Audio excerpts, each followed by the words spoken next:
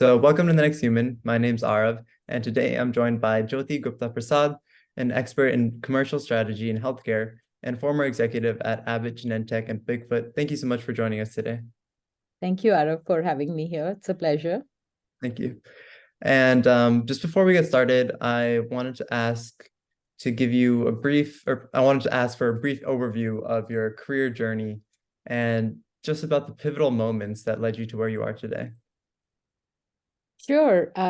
Happy to talk about that. So I, studied in India. I did my engineering, and then I joined the IT industry, which was pretty hot at that time. I worked in different countries, different projects, different clients, different domains, but it was all in building systems.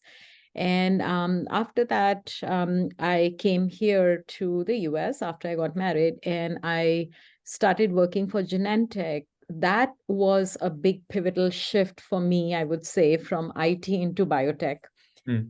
And one of my former director at the time, and I was a young manager, she saw potential in me, and she kind of really encouraged me and pushed me on the business side. So that's when really my whole biotech journey began. And after that, I spent about a decade at Genentech, mostly in oncology, meaning cancer. So I worked in different types of cancer: breast cancer, lung cancer, brain, gastric, renal, you name it. I worked on several solid tumors, and I used to be in the commercial team there. And after that, I joined Abbott Labs. In between, I tried to do my own startup as well, in healthcare, with mobile first healthcare. But I think I was a little ahead of my time, so that startup did not take off that well. So I went back to work at Abbott Labs, where I worked in diabetes care, and I was launching those devices that monitor blood sugar. And then I got picked up by Bigfoot Biomedical, and I was the director of commercial strategy, handling the launch of the device. And I left them last year, and ever since I've been consulting with different pharma. I went back to Genentech, and I worked in Alzheimer's briefly, which is a type of dementia. I worked in the neuroscience portfolio there. And now I'm consulting with a startup which is based in Chicago. It's called Symbiosis, and they are working in predictive AI for personalized, recommendations for breast cancer patients. So it's pretty cool technology. It's a great mix of, biotech, medical device, and AI, right? And so Yeah. it's the intersection of both, which I think is great. And it is going to, I think, help a lot of women with breast cancer. So I'm helping them with the commercialization strategy. And I mean, from what I know of the industry right now, it kind of seems like that direction that Symbiosis is going in is the general direction of the whole industry. And I mean, obviously, you would have more to say about that. Do you think so as well? Absolutely. I think AI, personalized medicine, the whole predictive, technology is becoming big. And I think it'll make us a lot better in terms of managing our own healthcare. It'll help physicians manage, patients better, because as you know, physicians are really overloaded. They're swarmed with patients. And so they're very transactional. You have a health problem today, you go to the physician, they will only treat you for that condition because they don't have time, right? But now, if they have the right tools, they can actually treat you in a more holistic way and more efficiently. So you're right, Arav. I mean, that is definitely the direction. And the other thing I want to say is that it is not just in one space. Like I told you, I worked in diabetes care, I worked in oncology, now I'm working in medical devices. I see a lot of use of AI in along with like machine learning, predictive algorithms in all of these, disease states across the spectrum. Yep. And there's more on the personalized medicine and like a patient-centric approach to like healthcare. How is like the way that growing field is affecting like product positioning and like market strategies? Oh, big time. That's a very, very nice question, by the way. I don't get that question asked very often, Thank you. but it's a fantastic way to think about it, because as you know, today, if there is, let me talk about, say, lung cancer, or rather breast cancer, right? So if there is a drug for breast cancer, which is, say, Herceptin or Kadcyla, which is for a certain um, segment of patients who might overexpress a certain biomarker, for instance, right? So it only works for them, right? So, generally the positioning is, when you think about the patient segmentation, physician segmentation, you're going to talk about that, right? You're going to say, okay, this is only for these patients who overexpress this. However, when you think about, giving out of the 3 drugs that all may be, indicated, meaning FDA has approved them for that particular patient type, today there is no further personalization, Arav. That means that, all the 3 drugs may have the indication for, say, HER2 positive breast cancer women, right? So the physician doesn't have too much of guidance to say, out of the 3, which one should I give, right? So in terms of the positioning for a particular patient type, I think we have a long way to go, right? So what they are doing today is they will try one chemo combination with that drug. Then the patient will respond, the patient will fail. That means the tumor starts to grow. Then they will try another treatment. By then, the patient has lost hair, they've lost 1 year of their time. So I think what you're talking about, like in terms of exactly positioning, for this exact type of tumor, this is the right thing. I think there is still a little bit of work to do. And the startup that I'm working with actually is doing, to some extent, they are personalizing it for the patients. So absolutely, we will have to personalize the strategy, the positioning, and educate the physicians to say, you know what, if the tumor is located towards the heart, then this is how you use it. Versus if the tumor is located more towards the outer side of the skin, then this is how you treat it, right? Because the blood vessels are positioned differently. So different drugs will impact the patient differently. So, I mean, there is some level of positioning already available, but I think going one level deeper is something that we are striving to do. Yeah. And when like you're making these strategy plans and you just basically getting the things done, what are kind of like the essential elements you incorporate and use to kind of navigate the like changing the healthcare industry and the interactions with like regulation? Yeah. So I think, there are a few things you always want to keep in mind when you're developing the strategy. A is, like it always starts with the patients, right? Like when you are thinking about a medical device or a say drug, what is the patient population, right? So what other conditions do they have, right? So if supposing, you are talking about patients who are elderly, right, with cancer, they might have other issues too. Like, they may be taking a lot of blood pressure medication, they may have cholesterol, they may have other conditions. So you have to keep the holistic treatment in mind when you're thinking about them.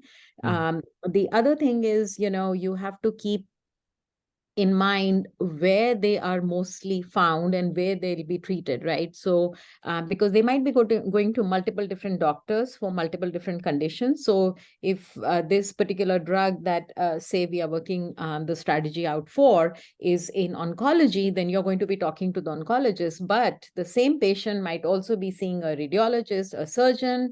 So, you have to make sure that, you are talking about a holistic care kind of continuum for that particular patient. So you've got to keep that in mind when you're talking to the physician. The third most important thing, Arav, is like, who's going to pay for all this, right?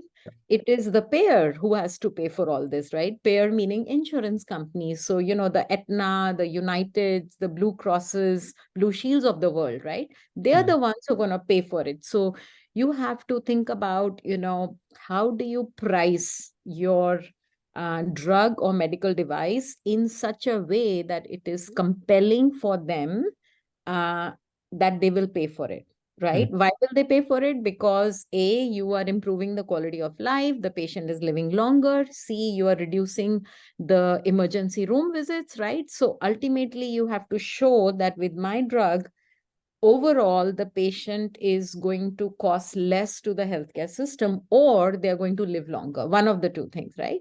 So I think these are the core things to keep in mind. And the most overarching thing that I think you touched upon is compliance regulatory, right? Like, what is FDA's guidance? How does the indication approval look like?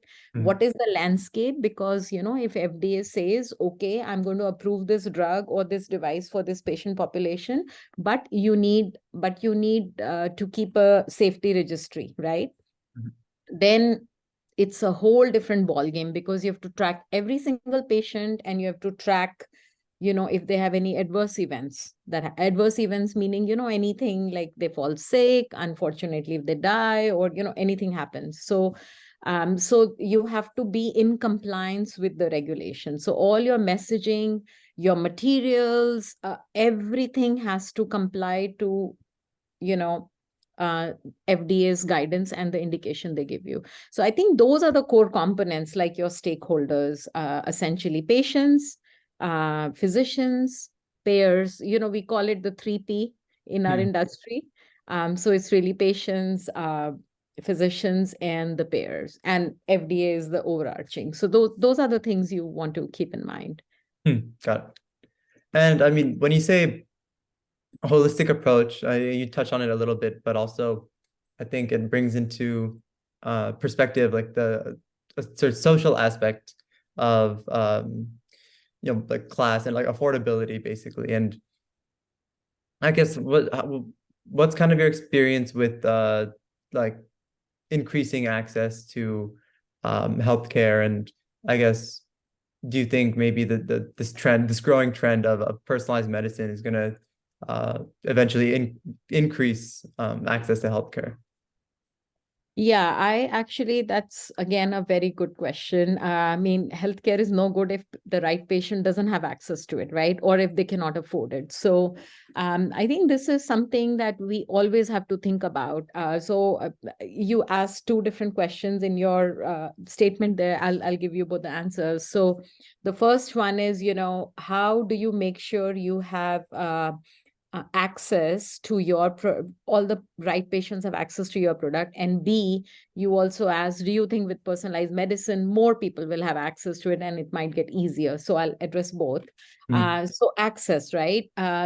Anytime you're launching a product or a device, you are going to negotiate with the payers, right, to make sure it is available either through pharmacy or, through the doctor's office, or it doesn't matter, but there are different channels and you have to make sure they are. So depending on, how good and how strong your clinical data is, and how much competition there is in your space, right? If there are other products as well, you may get tier 1 access, tier 2 access, right? And then depending on the patient's plan, they may have 10% copay or 10% coinsurance, right? 20% coinsurance for a drug that costs $2,000 and you need 2 doses a month. 20% can be a lot of money, right? Yeah. Plus, remember, some of these patients have other conditions as well. So typically what we have done in the past, in my previous life at Genentech, in my last role, I was actually the strategy lead for breast cancer for reimbursement. So what we did was we had copay card programs, right? So any patient who is getting on our product, we would give them help for paying towards their copay or coinsurance. So we had programs like that. We also had a program where if you are indeed an eligible patient for the product, Mhm. and say you are, for some reason your insurance doesn't want to pay for it, or they're denying it, then we would actually give you free drug. So we had both help with the copay and help with, you know, getting free drug for your treatment, because no patient should be, denied the right to life, right? We're talking about life-threatening conditions. So we did that. So again, same thing in Abbott as well. I designed a copay card program for patients who could get on our glucose monitoring device. Same thing, at Bigfoot as well. We had a program where we would, work with the patients and make sure they were able to get on our product, right? Mhm. So that's one aspect. The second is, do you think with personalized medicine, more people will get access? I think absolutely, because in any drug right now, if you see, give or take 60 to 70% of the patients respond. There are some patients who don't respond. That means, had we known earlier that this drug is not going to work on those patients, we wouldn't have given it to them. But we Mhm. don't know today, correct? So as the personalized medicine gets better and better, the same set of, like the same quota of drugs will now go to people who will really benefit from it, right? So Mhm. in other words, I think you are not wasting the drug on people who are not going to respond, right? Because we'll know beforehand through AI or, better clinical data. So that way you will save the drug for people who really need it. And I think that way there'll be less wastage. Hence, absolutely it should get better, because you can prove, right? If I have a biomarker and I Mhm. can show to the insurance that, look, my biomarker matches the data of this clinical trial and I'm going to benefit from this, you know, they're going to approve it, right? So I think they go hand in hand, right? Yeah. And I mean, I just want to ask, the copay cut like program that you guys did, is that something that's pretty common throughout the industry, or It is. yeah, got it. It is, yeah.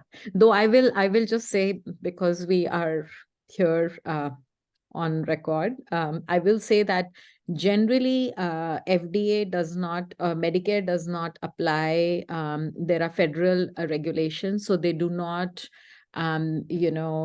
allow Hmm. the patients who are on Medicare to use copay cards. So when I was talking about copay cards, it generally only applies to commercial patients, commercial lives, right? So if you have insurance through Medicare, then there are other programs, not necessarily a copay card. Got it. Cool. Hmm. A little bit of logistics.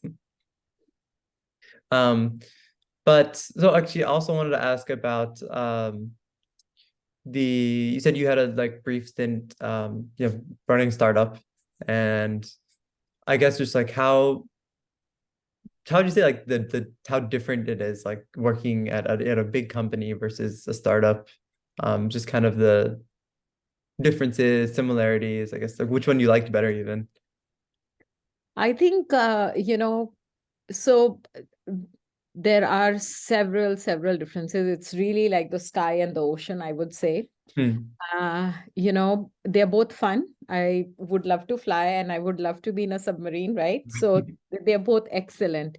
And you enjoy the journey. You learn in both. So uh, Genentech and Abbott, both huge companies, unlimited funds, like not unlimited, but literally, like I had plenty of resources at my disposal.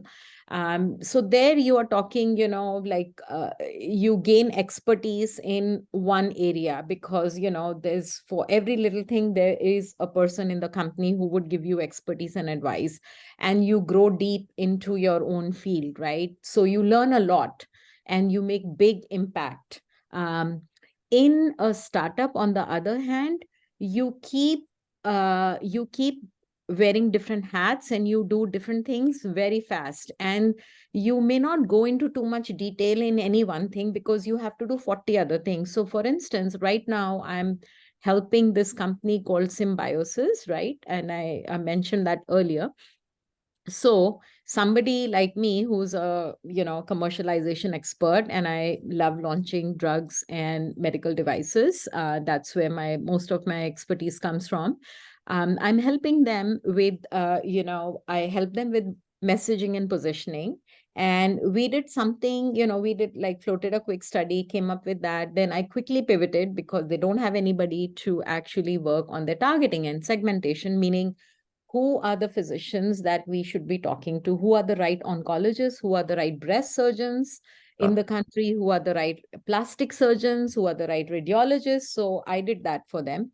Then I quickly pivoted again, and just before this call, I had a call with the chief commercial officer, and I'm building a revenue model for them, right? oh, So again, I'm not a finance person by any means, but I'm building something because I know enough, and they just need something which is good enough, right? So in other words, in a startup, you're going to do many, many, many different things, and you keep pivoting quickly. So you learn about, different things, different aspects of the business much faster as compared to in a big company. So I think the experience is very different.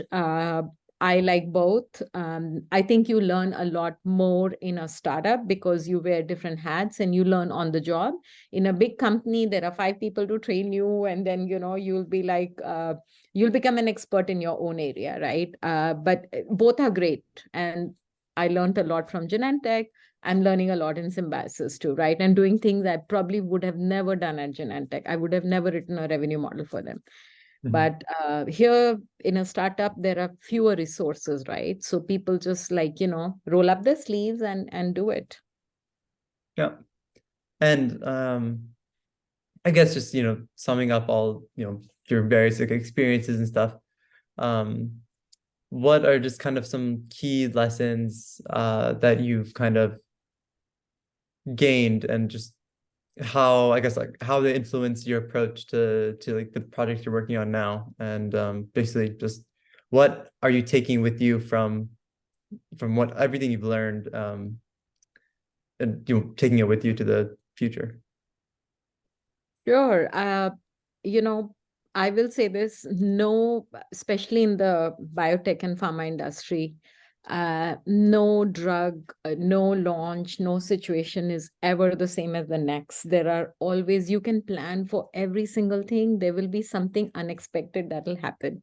Mhm. And then you have to quickly innovate, and then in the next launch you will make sure that you do everything plus that one thing, and then something new will happen, right? And so it all snowballs, and you kind of get better and better, but there are always things.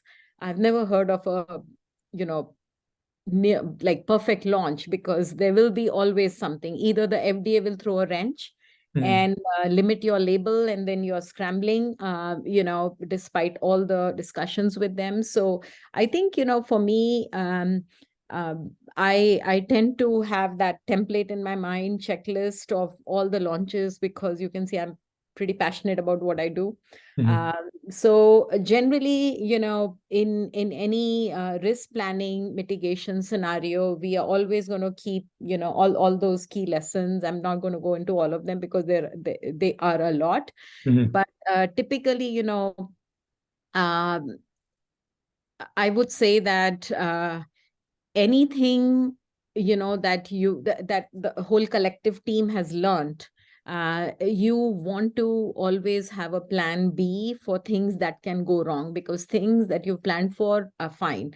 Having a plan B is always great. And then quickly acting on it, right? And then sometimes you'll be wrong, and it's okay as long as you keep a pulse on it and course correct. So I'll give you an example, very simple example, and I learned from that, right? You asked for an example. So when I was at Abbott, we launched this device, glucose monitoring device, right? It is for people with diabetes. So it'll tell you exactly how much your blood sugar is. Say my blood sugar is 200. Normally it should be 120. It means it is, higher by 80. So then I can take insulin accordingly. I know that it is I need X units to bring it down. 80 has to come down to this thing. So to adjust for that, I can take it. Plus, I know I'm going to eat. So, there are apps and it'll tell me. So long story short, we were going to um, kind of launch that. It was going to be available through the pharmacies, meaning, CVS and Walgreens, Rite Aid, Safeway, things like that, right? So we had contracted with the pharmacies. We had trained the trainer program for the pharmacists, because pharmacists keep rotating, right? Somebody who's there in the morning shift may not be there in the evening. So we had to make sure everybody knew, because you don't know, the patient can walk in the morning, in the evening, in the afternoon. So we had to train all of them, right? So we had those boxes. Now the prescription for 1 month was for 30 days. Generally, 1 month is 30 days. The life of that thing that we had launched, device, Freestyle Libre, was for 10 days at that time. So 10 meaning 10 into 3 is 30, right? Yep. And that means if one device is for 10 days, you need to give them 3 boxes, correct? But the doctor doesn't know that. So the doctor is going to say, 30-day RX. So the first time when we launched, a lot of pharmacists just gave out 1 box despite us, training them, because we did not package it in sets of 3. We packaged it like separately, because, there are people who want 2 months supply. There are people who want 90 days supply. So we did not package it like that. And we were also learning and launching. So a lot of patients walked away with just one thing. And guess what? When they went back, the pharmacist would say, oh, but you need a new prescription now. So now for that, the patient had to go back to the doctor, get a new prescription. And now the doctor's getting irritated. The patient is getting irritated. The pharmacist is getting irritated. And the payer is only, the insurance companies are going to pay only once, right? So they're like, why am I getting this again? So it was a total mess, Arav, total mess initially. Luckily, within 3 days of launch, we had this launch debrief meeting, and it was a huge meeting. And we asked how it was going. And I went on the field ride myself, local in East Bay, and I realized what the problem was. The pharmacists were not properly trained, right? They were very confused, and they have like 100 products to sell in the pharmacy, right? Why would they focus on one Abbott product for our launch? So we had to find innovative ways to make sure that, our partners and vendors are also equally trained, right? And so that's what we did. And I led that, re-education effort for all the pharmacies in the country. And eventually within a month, everything resolved, right? But that was a learning. So not just train your own people and your own teams, but also the vendors and the partners, because they are a critical, link in your success, right? Because between us and the pharmacy and the patient, it is the pharmacist who's there, right? If they don't dispense the product correctly, it doesn't matter how good the product is. It'll never get to the patient on time or correctly, right? So that was a big learning, right, for us. Yeah. Yeah, that's kind of a funny but also a little scary story. Yeah. And just before we have to go, just the last question I want to ask is, what advice would you give to an aspiring professional who's thinking about getting into the same field, or maybe just biotech in general?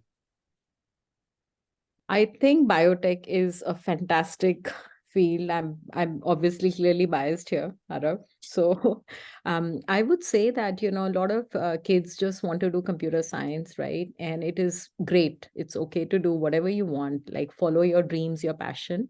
But I think, there is an application of most of these disciplines in biotech industry, Mhm. right? So for instance, if like I'm working for Symbiosis right now, there are data scientists there, there are physicians there are people who are experts in, materials, there are people who are experts in art because, they have to help visualize the images, right? And so, Genentech, right? There are people who have to be experts in graphics, in, talking and selling to customers, or like research or IT systems. So predictive algorithms, right? You need computer science people there. So I think it is, you can be from any discipline, but my advice would be to explore, don't assume, explore, and maybe you like it. And the biggest thing I would say is, find a mentor, Mhm. because a mentor would be very happy to give you right opportunities, introduce you to new people, and that way you will get a full spectrum of something before you can decide to go into it. And it is never too late to switch careers or discipline in life. It is actually see, I switched so late in life, right? After 8 years of IT, I switched into biotech, and I'm never leaving it. So um, you know, just explore and find a mentor would be the top things I would say to aspiring high schoolers. And join us. Yeah. Great. I mean, thank you for that advice. And thank you again for joining today. It was so much fun talking to you. And I think I learned a lot. So, yeah.